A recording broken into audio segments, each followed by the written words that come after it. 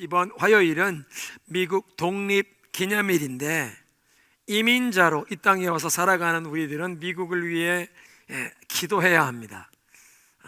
바벨론 포로 시대에 먼 외국 땅에 끌려가 살고 있던 이 하나님의 백성들에게 하나님께서 예레미야 선지자를 통해서 그렇게 말씀하십니다. 너희가 사로잡혀간 그 땅, 내가 너희들을 옮겨놓은 그 땅에서 그 나라의 그 땅의 평안을 위해 기도하라. 그 땅이 평안한즉 너희도 평안할 것이라. 하나님께서 우리를 심어주신 이 미국에서, 북미주에서 이 미국의 평안을 위해 기도하라고 말씀하시는데, 특별히 한국인 크리스찬으로서 우리는 미국의 복음의 빚을 지었습니다. 1885년 4월 5일 부활절 아침에 미국 장로교 선교사 언더우드 목사님과 감리교 선교사 아펜셀러 목사님이 재물포항을 통해 우리 한국 땅에 대한제국에 입국하셔서 우리 민족에게 복음을 전해주시고 교회를 세우시고 학교를 세우고 병원을 세우시면서 우리 민족이 영적인 어두움에서 깨어나도록 이끌어 주셨습니다. 6.25 전쟁에선 미국이 유엔군을 이끌면서 미군 가운데 전사자만 36,500명이 넘습니다. 10만 3천 명이 부상을 당했고 7만 8천 명이 전쟁포로 실종자입니다. 미군 3만 6,500여 명이 한 번도 이름도 들어보지 못한 나라, 대한민국의 자유와 평화를 지켜주기 위해서 목숨을 바쳤습니다. 6.25 전쟁 이후에는 미국의 원조와 구호물자를 통해서 굶주리던 우리 전쟁 난민들을 먹이고 입혔는데, 특별히 미국의 교회와 크리스찬들이 한국의 전쟁 고아와 과부들을 그 사랑의 손길로 돕기 위해서 그들이 함께 이 사랑의 손길을 전달하는 구호기관을 세웠는데, 미국의 바 피어스 목사님과 한국의 서울의 영락교회 한경직 목사님 마음을 앞에 만드신 선교단체 선명회 월드 비전, 오늘날은 전 세계에서 가장 큰 규모의 NGO 비영리단체 구호기관이 되었습니다. 그러니까 미국과 살고 있는 우리 한인 이민교회는 미국의 이 복음의 빛, 사랑의 빛을 지었기에 우리와 우리 자녀들이 살아갈 이 미국을 위해 기도해야 하는 사명이 주어졌다는 것입니다. 하나님께서 다시 한번 미국의 영적인 각성을 보내어 주시도록, 그래서 정치적으로 해결할 길이 없는 미국의 이 많은 사회 병폐 현상과 이 문제들에 대한, 여러분 보십시오. 우리 주변에 마약과 총기 사고와 인정 갈등과 우리 교회 주변에도 이 늘어나는 홈레스, 이 캠프가 점점 늘어나는 이 경제 양극화 현상 뿐만 아니라 정치적인 분열, 무엇보다 이 미국을 세운 그 건국의 기초가 되었던 성경적인 가치관을 부정하고 그 성경적인 가치관을 떠나는 것 때문에 미국의 이제 이 가치관의 붕괴로 가정이 파괴되고 사람들의, 특별히 청소년들, 어린이들의 성 정체성 혼돈까지 가져오는 이 사회의 깊은 문제, 정치적인 해결의 방법이 없습니다. 이런 문제에 대한 해결책과 해법은 먼저는 미국의 교회와 크리스찬들이 하나님께 돌아와 회개하고 우리의 죄를 뉘우치며 하나님의 은혜를 구할 때 하나님께서 우리의 죄를 사하시고 이 땅에 이 모든 병폐, 이 땅의 모든 망가진 것을 고쳐주시는 하나님의 은혜가 필요한 줄로 믿습니다. 그렇게 하나님의 은혜가 이 땅에 임하시기를 소원하시는 분들만 아멘으로 화답합시다. 아멘. 하나님, 미국을 다시 한번 새롭게 하시옵소서. 이제 히브리서를 통해 주시는 하나님의 말씀을 살펴보며 은혜를 나눕니다. 히브리서 13장에는 교회의 지도자들에 관해서 세 곳에서 언급하고 있는데, 17절은 그들에게 순종해라, 24절에는 교회 지도자들에게 이 히브리서를 기록하는 저자의 안부를 전하라. 그런데 오늘 본문이 이제 7절에 있는 말씀을 보면 이 교회의 지도자들을 기억하라. 17절과 24절에 있는 말씀은 지금 현재 교회에서 사역 중이신 아직 살아있는 이런 영적인 지도자들에 관한 교훈인데, 오늘 본문 7절 말씀은 지난날 성도들에게 하나님의 말씀을 가르치셨지만 이제는 그 사역을 완전히 마치고 영적인 그 믿음의 선한 경주, 영적인 마라톤을 마치고 그 아름다운 모범을 남기고 세상을 떠난 교회의 지도자들을 기억하라는 말씀입니다.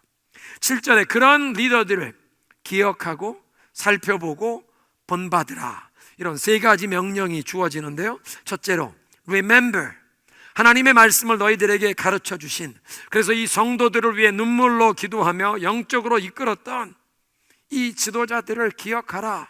그리고 두 번째는 살펴보라, consider, 아주 주의 깊게 살펴보라. 그들이 살아왔던 삶의 결과를 주의 깊게 살펴보는데 무엇을 가르쳤는지 뿐만 아니라 그분들이 어떻게 사셨는지, 어떻게 살다가 어떻게 생을 마감했는지 그들의 삶의 결과를 보라. Consider the outcome of their lives. 그들의 그 삶의 결과, 삶의 열매를 자세히 살펴보고 그리고 그들의 믿음을 본받으라. 말씀을 가르치는 자들에게 주어지는 엄중하고 성스러운 책임을 오늘 본문이 말씀하는데요. 하나님의 말씀을 가르치는 것뿐만 아니라 그 말씀대로 순종하며 살아야 한다. 그래서 그 말씀에 순종하며 살아온 삶의 열매를 간증으로 남겨야 하는 성스러운 책임이 교회의 영적인 지도자들에게, 말씀을 가르치는 교사들에게 주어진다는 것입니다. 예수님께서 요한복음 15장에 그렇게 말씀하십니다. 너희가 나를 택한 것이 아니요 내가 너희를 택하여 세웠나니 이는 너희로 가서 열매를 맺게 하고 그 열매가 항상 있게 하려 함이라. 이 말씀이 사실은 올해 우리 온 교회에 주신 주제 선구입니다. 계속 남는 열매를 맺어라. 그런데 이것이 영적인 지도자들에게 주시는 말씀일 뿐만 아니라 우리 모든 하나님의 자녀로 부름받은 우리 모두에게서 하나님께서 열매를 찾으시는데 계속 남을 열매를 맺으라 하십니다. 이 교회 지도자들의 무슨 삶의 열매를 생각하면 보통 교회를 섬기는 동안, 현역으로 심우하는 동안 어떤 일을 이루었는지, 어떤 일을 했는지 업적을 생각하기 쉬운데요, 이 하나님의 말씀을 보면 은퇴한 후에도 생을 마감하는 그 인생의 마지막 순간까지 열매가 계속 남는, 이 남는 열매를 원하신다고 하십니다. 그런 남는 열매를 원하신다면 그것은 제일 먼저는 예수님을 매일 점점 더 닮아가는 우리의 이 성품, 우리의 신앙 인격이 예수님을 닮아가는 것을 말하고, 그 예수님을 닮아가는 이 신앙 인격, 예수님을 닮아가는 성품이 기초가 되어 하나님께 영광을 돌리는 선행의 열매가 그 다음입니다. 하나님께 영광이 돌아가는 선행, 그것은 사람의 이름이 드러나는 어떤 업적, 치적이 아니라, 사람이 칭찬받는 업적이 아니라 진정 하나님께서 영광을 받으시는 선행이요, 그래서 진정 하나님이 영광을 받으시는 어떤 일들은 때로는 사람의 이름이 전혀 밝혀지지 않고 은밀하게 이루어진 선행일지라도 정말 하나님께서 영광 받으신 일들은 하나님 앞에 영원히 기억되신 바 되어 하나님 앞에 서는 날 칭찬과 상급을 얻게 하실 줄로 믿습니다. 그러니까 사람들이 알아줄, 사람들이 칭찬할 어떤 업적을 남기는 것이 아니라 하나님 앞에 기억되는 계속 남는 열매. 본인이 현역에 있는 동안 어떤 큰 일을 이루었는데 현역에서 은퇴한 지 얼마 되지도 않아서 그 모든 일들이 다 없어지는, 특별히 유감스럽게도 정치 지도자들이 그런 일들이 많은데요, 교회 지도자들 가운데도 본인이 현역으로 있을 때 어떤 일을 했지만 은퇴하신 이후에 그 열매를, 간증을 지키지 못하는 경우도 있습니다. 주님이 원하시는 것은 내가 현역으로 있을 때 어떤 큰 위대한 일을 이룬다는 업적을 추구하는 것이 아니라 계속 남을 열매를 맺으라. 은퇴한 후에도, 내가 생을 마감한 후에도 계속 남을 열매를 맺으라. 그런 말씀은요, 교회 지도자들에게만 주시는 그런 말씀이 아니라 우리 자녀들에게 믿음의 유산을 남기기 원하는 우리 모든 부모들에게 주시는 도전의 말씀입니다. 우리 자녀 손들이 내가 죽은 후에 떠나간 다음에 나의 삶을 기억하면서 내가 남긴 어떤 삶의 열매를 보며 그들이 과연 나의 믿음의 간증을 보면서 그 믿음을 본받기를 원할 것인가? 지금이라도 늦지 않았습니다. 오늘 이 시간부터라도 내가 하나님의 말씀을 붙들고 그 말씀에 순종하기를 힘쓰면서 내가 점점 예수님을 닮아가고, 그래서 나의 삶에 주님이 인정하실 계속 남는 열매가 점점 뚜렷하게 생겨서 내 생을 마감한 이후에도 내 자녀 손들이 나를 기억할 때 그 믿음의 간증을 그들이 기억하며 우리 아버지, 우리 어머니, 할머니의 그 믿음의 유업을 그들도 담기 원하는 그런 믿음의 사람들이 되시길 주님의 이름으로 축원합니다. 그러니까 기억하라, 살펴보라, 그리고 그들의 믿음을 본받으라. 어떻게 하나님의 말씀에 순종하며 살았는지 이미 떠나셨지만 그들의 그 믿음의 간증이 계속 감동을 남기는 그런 영적인 지도자들, 그들의 믿음을 본받으라. 이건 우리 모두에게 주시는 도전입니다. 그런 믿음의 간증을 남기는 부모 세대가 되라는 것입니다. 8절은 예수 그리스도는 어제나 오늘이나 영원토록 동일하심을 선포하십니다. 우리에게 이렇게 하나님의 말씀을 가르치시고 훌륭한 믿음의 모범을 보이신 후에 그런 간증을 남기고 떠나신 영적인 리더들, 세월이 흐르면서 한 분씩 두 분씩 우리 곁을 떠나 영원한 나라로 가셨습니다. 그래서 그분들의 남기신 믿음의 유업을 기억하는 사람들은 그 마음에 이것을 품고 있지만 더 이상 그들의 지혜로운 조언을, 그들의 사랑의 격려를, 그분들의 기도의 후원을 받을 수가 없습니다. 이렇게 아름다운 믿음의 간증을 남기신 영적인 지도자들은 우리 곁을 떠나가셨지만 그분들이 믿고 의지하며 순종하며 따라가던 예수 그리스도께서는 어제나 오늘이나 영원토록 동일하셔서 교회에 임재하시고 우리와 동행하시는 줄로 믿습니다. 그러니까 예수 그리스도는 영원토록 한결같은 변함없으신 분이시라. 그러니까 우리가 본받아야 할, 우리 앞서간 그 영적인 지도자들의 그 믿음의 본질은 영원토록 변함없는 이 예수 그리스도를 믿고 의지하고 그 그리스도께 순종했다는 것입니다. 구약에서 이사야 44장에 하나님 말씀하십니다. 내가 곧 처음이요 나중이라. 그런데 요한계시록 1장 17절을 보니까 그리스도께서 선포하십니다. 내가 곧 처음이요 나중이라. 내가 알파와 오메가라.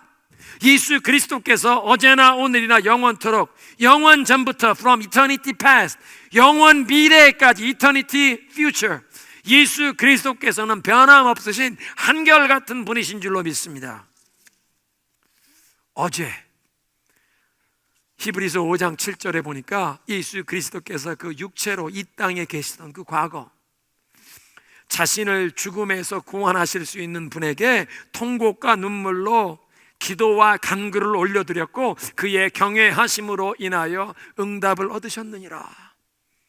그 예수 그리스도께서 오늘은 우리를 위한 하나님 앞에서 위대한 대제사장이 되시는데, 우리에게 있는 대제사장은 우리의 연약함을 동정하지 못하실 분이 아니시니 우리와 모든 부분에서 동일하게 시험을 받으셨으나 죄인은 없으시니라.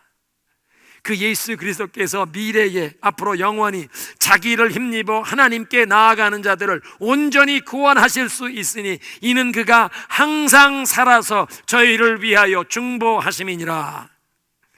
그러니까 예수 그리스도께서 과거 yesterday 이 땅에 육신으로 계실 때 자기를 구원하실 분에게 눈물과 통곡으로 하나님께 기도하고 간구하셨던 분이시오. 지금은 살아서 하나님 앞에서 저와 여러분을 위한 위대한 대제사장이 되시고 우리의 이 모든 연약함을 친히 동정하시는 분이시며 앞으로도 영원토록 살아계셔서 예수 그리스도를 통하여 하나님께 나아가는 자들을 온전히 구원하시고 항상 살아 우리를 위해 중보하시는 영원한 중보자가 되시는 줄로 믿습니다.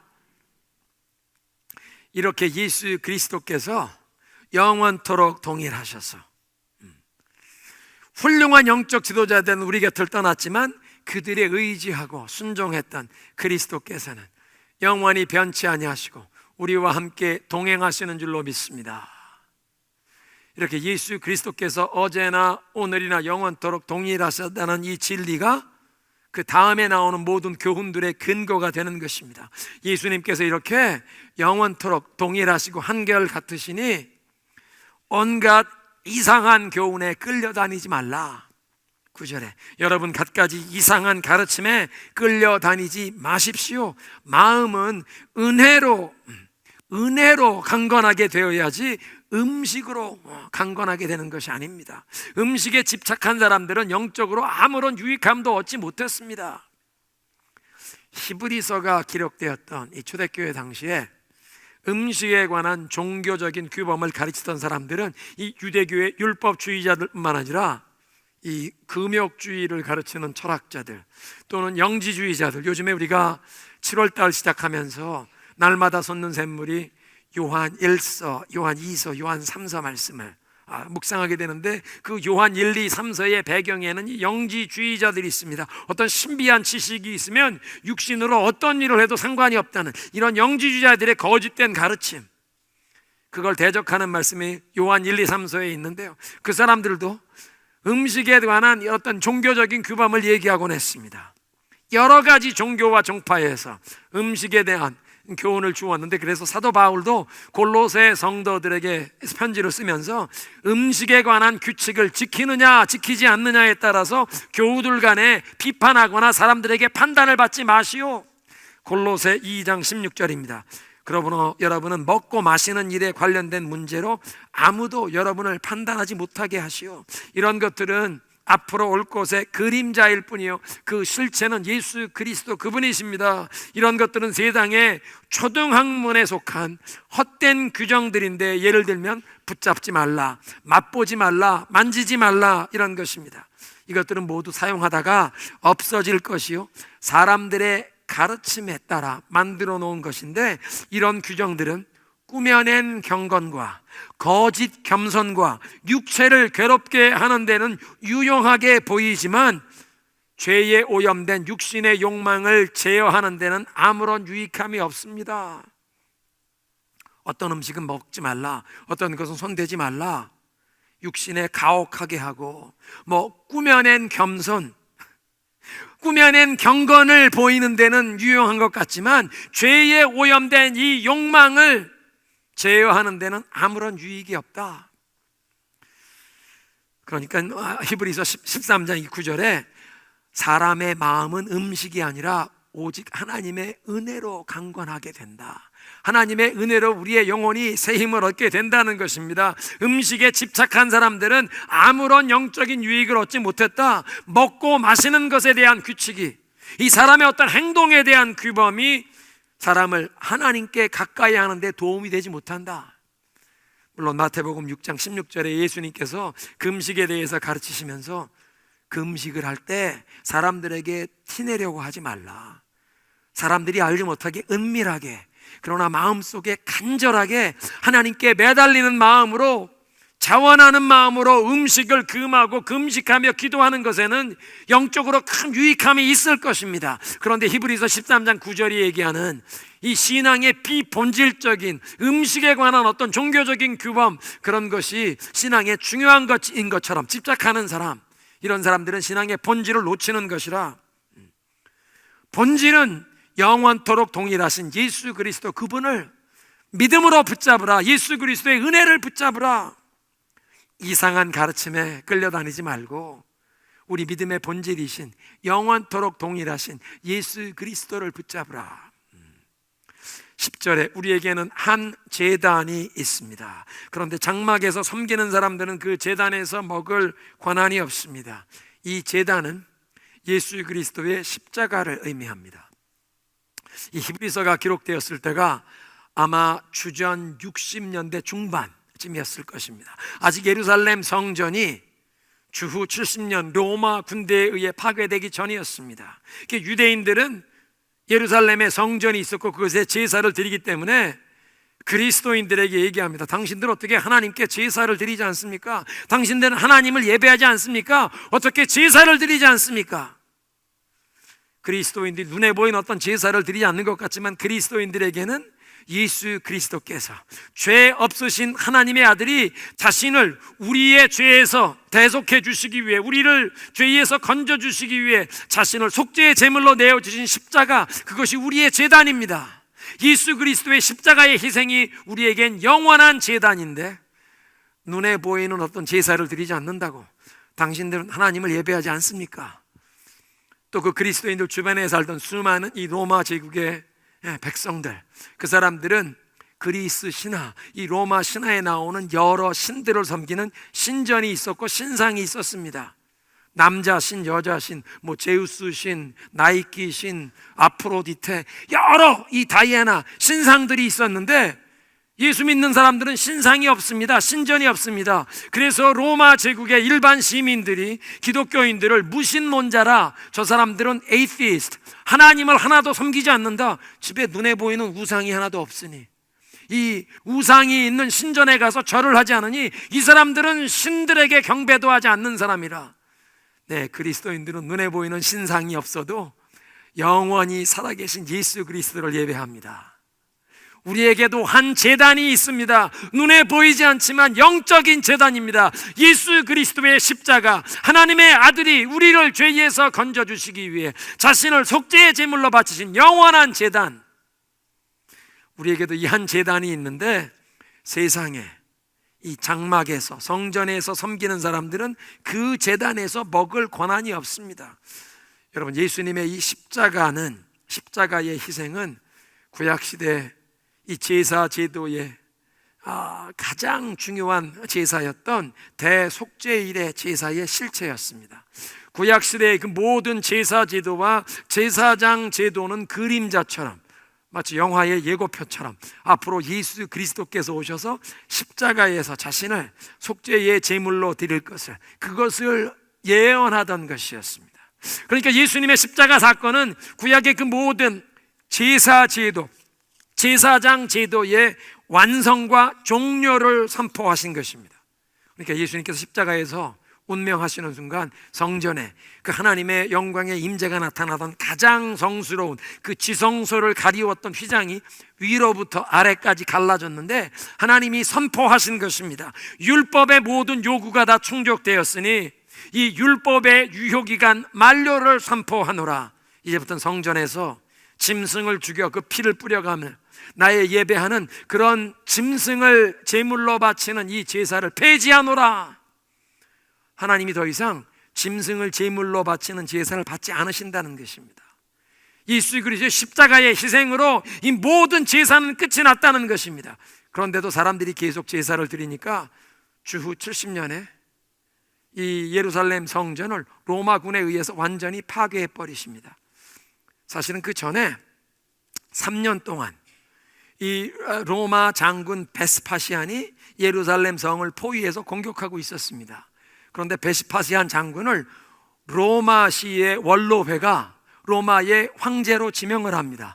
베스파시안 장군이 전쟁을 수행하다가 로마 황제로 지명이 되니까 로마로 들어가면서 자기 아들 디도를 장군으로 세워서 네가 예루살렘을 반드시 정복해라. 그래서 베스파시아는 황제가 되어 로마로 가고, 그 아들 디도가 이 계속 예루살렘 성을 포위해서 예루살렘 성을 함락하기 위해 성벽에까지 이제 흙토벽을 샀는데, 유대인들을 포로로 잡아서 그 사람들에게 흙과 돌을 나르게 합니다. 성벽 위에 있는 유대인들이 활을 쏘지 못하게 자기네 동족들이 흙을 바구니로 나르고 돌을 날라서 이걸 성벽에 닿도록 벽을 쌓고, 이제 로마군이 내가 들어가서 이 성을 함락하고 성전을 불질렀습니다. 헤롯 대왕이 오랫동안 40년 이상 금은 보화를 들여가며 웅장하게 증축했던 예루살렘 성전인데, 로마 군인들이 불을 질렀습니다. 성전 지붕이 금으로 맥기가 되어 있었는데 그 성전 지붕을 덧씌웠던 금이 녹아서 이 벽돌 사이에 스며들어갔는데, 그래서 예수님의 예언의 말씀처럼 로마 군인들이 벽돌 틈새에 녹아버린 그 금을 찾아내느라고 이 유대인들을 노예처럼 동원해서 벽돌 위에 벽돌 하나도 남지 못하도록 다 파헤쳐 성전이 완전히 없어져 버렸습니다. 하나님께서 더 이상 제사가 필요 없다 선언하신 것입니다. 율법의 요구가 다 충족되었으니 이제 성전의 제사는 폐지하노라. 예수님의 제사만이 하나님이 받으신 유일한 제사가 되신 것입니다. 그래서 10절에 구약의 율법에 따라 섬기는 자들은 제단에서 먹을 권한이 없다. 그 예수님의 십자가 제사가 이 대속죄일의 제사의 실체였는데, 이 대속죄일에는 이 11절에 설명하는 것처럼 제사장이 그 짐승을 잡아서 피는 하나님 앞에 속죄의 제물로 지성소로 가지고 들어가서 하나님 앞에 이 피를 뿌리며 우리의 죄를 용서해 주옵소서. 그런데 그 대속죄일에 잡았던 숫송아지와 염소는 멀리 진영 밖으로 끌고 나가서 불살라 버렸습니다. 보통 제사장들은 자기들이 제사를 집례하면 제사를 집례했던 그 제물의 일부를 제사장의 몫으로 먹을 수 있었습니다.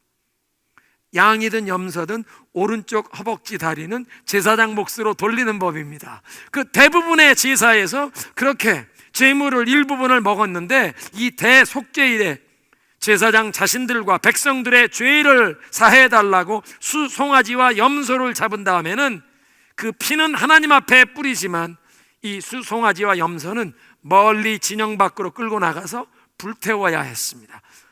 제사장들이 먹을 권한이 없었다는 것입니다. 그런데 저와 여러분은 믿음으로 우리를 위해 십자가에서 속죄의 제물이 되신 예수 그리스도를 받아 먹는 줄로 믿습니다.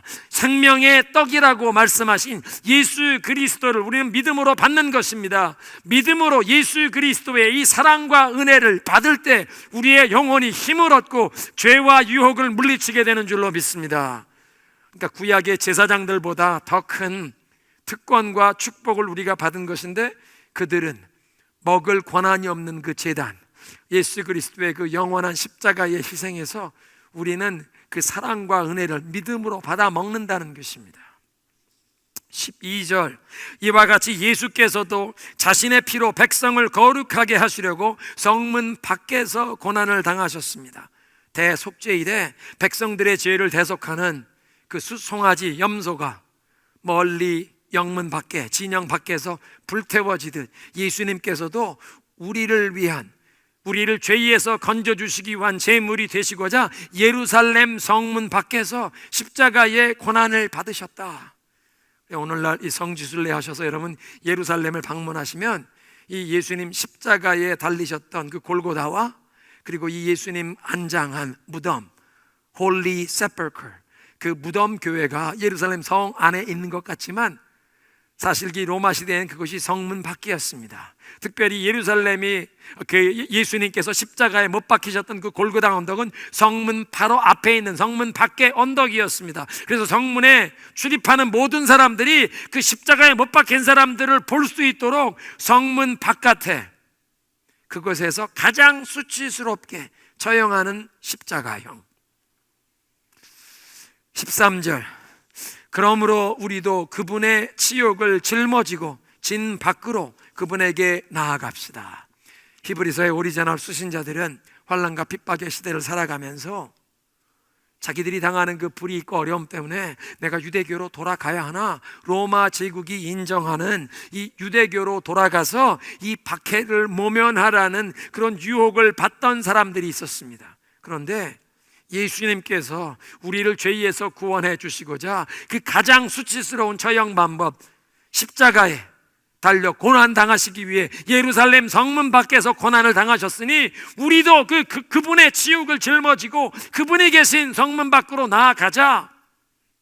예수님께 온전히 속한 자로 살아가기 위해 과거와 단절하는 결단을 내리라는 것입니다. 세상에 예속되어 살아왔던 삶을 청산하라. 지금까지 이 세상의 문화와 가치관을 따르며 세상의 관습, 그 세상의 규범을 따라왔지만, 그래서 죄의 이 멍에, 욕심의 멍에를 벗어버리지 못했지만 지금부터라도 온전히 내가 예수님께 속한 자로 살기 위해 내 자신을 부인하고 나의 자아의 죽음을 선포하고 내 십자가를 지고 주님께 순종하기 위해, 주님의 뜻을 이루어 드리기 위해 나에게 어떤 어려운 일이 요구된다고 할지라도 그 어떤 희생, 어떤 어려운 일이라도 감당하는 십자가를 지고 주님을 따라가라.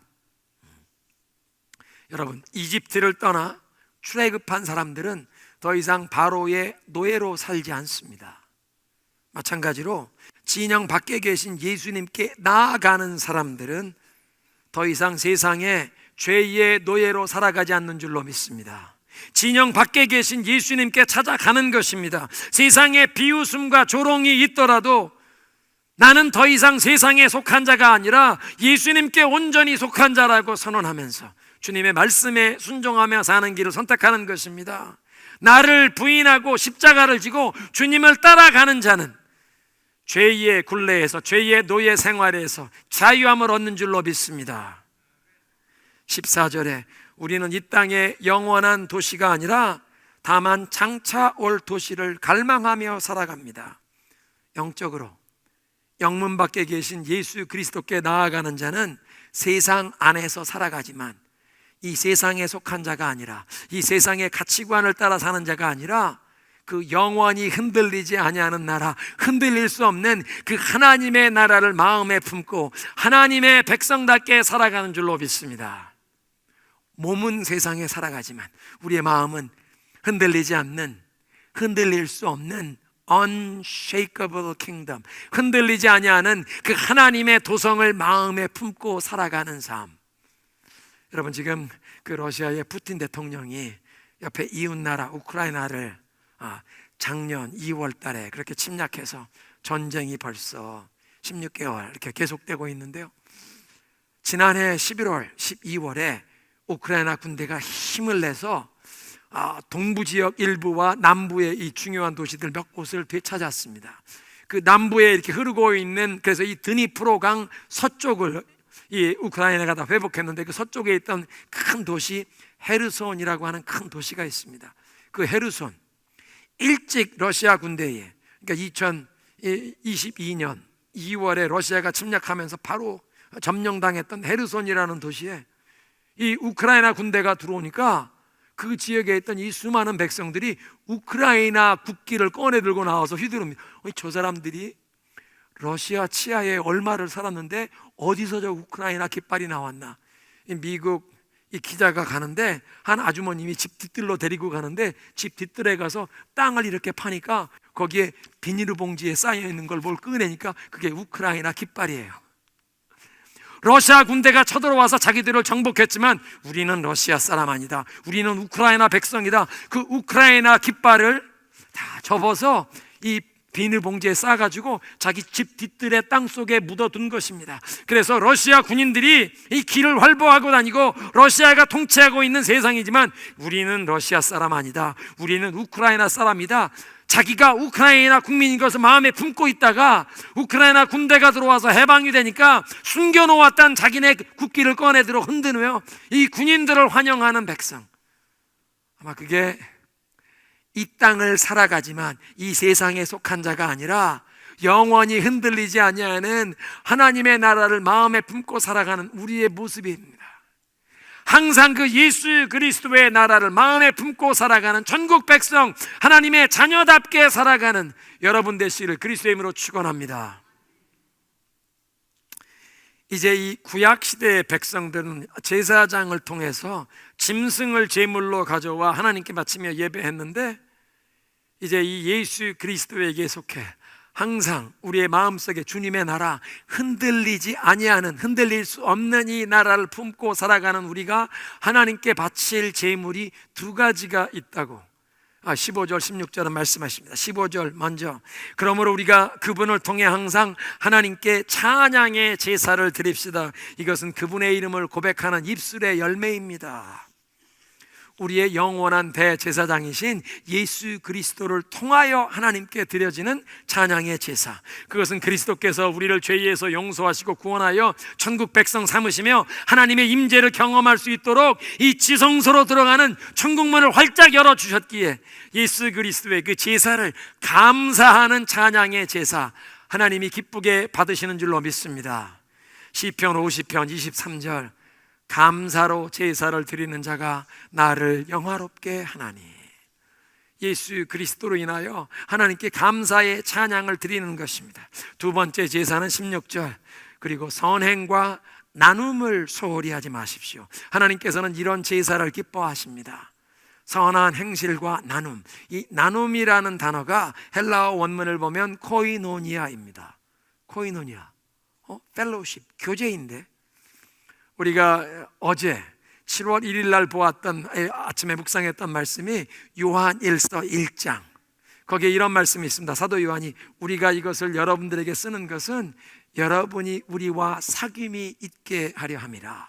복음을 믿고 우리와 사귐이 있게 하려 함이라. 우리와만 사귐이 아니라 하나님 아버지와 이 사귐, 하나님 아버지와 그 아들 예수 그리스도와의 이 사귐에 여러분도 들어올 수 있도록, 거기에 사귐이라고 번역된 그 단어가 코이노니아, 영적으로 하나 되고 일치된다는 뜻입니다. 하나님과 아무런 막힘없이 교통할 수 있는 하나님의 백성들이 예수 그리스도의 사랑으로 영적으로 하나 되어 막힘없이 교통하는 성도의 참된 교제, 펠로우십, 코이노니아. 그런데 이 영적으로 하나 된 교통함 때문에 물질적인 부족함이 있는 자들에게, 힘이 있는 자들이, 여유가 있는 자들이 이것을 나누는 이런 나눔도, 가진 것을 나눔도 코이노니아입니다. 그래서 사도행전 2장 42절에 오순절에 성령이 임한 그 초대교회 성도들 간에 유무상통하여 있는 자들이 교회 안에 없는 자들에게 나누는 삶. 로마서 15장에 보면 사도 바울이 마게도냐와 아케이아에 있는 성도들이, 그리스 지방의 북부 지역은 마게도니아고 남쪽 고린도가 있는 지역은 아케이아였습니다. 마게도냐와 아케이아에 있는 성도들이 예루살렘에 있는 가난한 성도들을 구제하기 위하여 사랑의 헌금을 모았는데, 그 구제 헌금, 사랑의 헌금 모은 것을 코이노니아라고 했습니다. 성도의 교제일 뿐 아니라 그 사랑, 영적으로 하나됨을 표현하기 위해 가진 것을 나눔, 이런 선행과 나눔을 하나님이 기뻐하시는 제사라. 그러니까 신약교회 성도들이 하나님께 바쳐야 할 두 가지 제사는 하나님을 향한 감사의 찬양이요, 사람들을 향한 선행과 나눔이라. 오늘 메시지를 정리합니다. 기억하고 살펴보고 본받으라. 여러분들에게 하나님의 말씀을 가르쳐 주시고 아름다운 믿음의 간증을 남기시고 이제 세상을 떠나신 그 훌륭한 영적 지도자들, 그들의 삶의 열매 간증을 살펴보고 그 믿음을 본받으라. 영적인 지도자들만 아니라 자녀들에게 믿음의 유산을 물려주기를 소원하는 모든 부모 세대, 할아버지 할머니들, 우리에게 주시는 도전의 말씀입니다. 예수 그리스도를 닮아가는 영원히 남을 열매를 맺으라.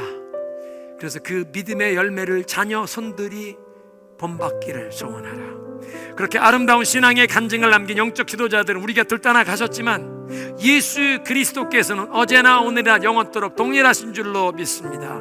어제 이 땅에 예수님이 몸을 입고 계실 때 그 몸을 죽음에서 건지실 수 있는 분에게 통곡과 눈물로 기도와 간구를 드리셨던 예수님, 오늘도 살아계셔서 하나님 앞에서 우리를 위한 위대한 대제사장이 되시는데, 우리를 위한 대제사장은 우리의 연약함을 동정하지 못하시는 분이 아니시니 우리와 같이 모든 일에 시험을 받으셨으나 죄는 없으시니라.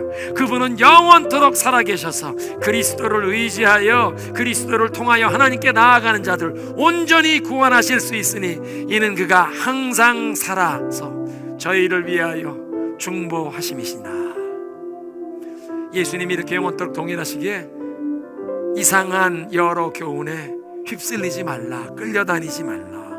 비본질적인 어떤 관습, 사람들이 만들어 놓은 규칙에 흔들리는 것이 아니라 본질이신 예수 그리스도, 그분을 믿음으로 은혜로 붙잡으면 우리의 영혼이 힘을 얻고 죄와 유혹을 물리치게 하실 줄로 믿습니다. 예수 그리스도의 십자가가 우리를 위한 제단이 되어 우리는 그 예수 그리스도의 은혜와 사랑을 믿음으로 받아먹고 힘을 얻어 죄를 물리치고, 그래서 이제 더 이상 세상에 속한 자가 아니라 예수님께 속한 자로 살기 위하여 나 자신의 자아의 죽음을 선포하고 우리 십자가를 지고 주님을 따라 나가면 죄의 노예 생활에서 해방될 줄로 믿습니다. 그렇게 영원히 흔들리지 않는 하나님의 나라를 마음에 품고 사는 자들은 두 가지 제사를 드리는데, 입술로 감사의 찬양의 제사, 사람들을 향해 선행과 나눔을 베풀 때 하나님이 기쁘게 받으실 줄로 믿습니다.